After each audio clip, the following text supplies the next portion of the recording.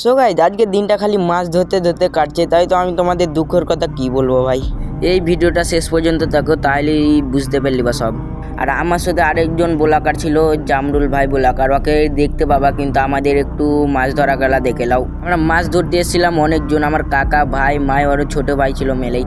কাকা অনেক ট্রাই করছে মাছ ধরার জন্য, কিন্তু মাছ ধরতে পারছিল না, পুরো জায়গায় জাল ফেলছিল কিন্তু জালে মাছ উঠছিল না। আর এই ছোটো ভাইগুলাকে দেখো এক ভর্তি মাছ পেয়ে আর বাড়ি চলে যাচ্ছে, আর পানিতে নেমে নেমে মাছ ধরছিল।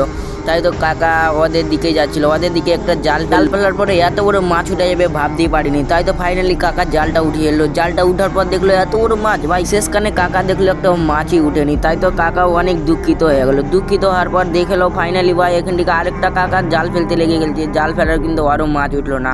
তাই তো আমরা জামরুল ভাই বোলাকারকে দেখতে পেয়ে গেছি, জামরুল বোলাকার আমাকে ডাকলো, তাই তো আমি ফটাফট করে ওর দিকে চলে গেলাম। জামরুল বোলাকার কাছে যেতে না যেতেই আমার সাথে হাত মিলালো, হয়ে একটা বোলাক বানাচ্ছিল, কিন্তু আর বোলাকটা আর চ্যালেঞ্জে দেখতে। এদিকে আমার কথা ফুরিয়ে আসছিল, কি বলবো বুঝতে পারছিল না। তাই তো জামরুলের একটু ফটাফট করে ছবি তুলছিলাম। জামরুল তো এখন রিলস বানাতেই ব্যস্ত, তাই তো আমাকে কোনো পাত্তাই দিছিল না।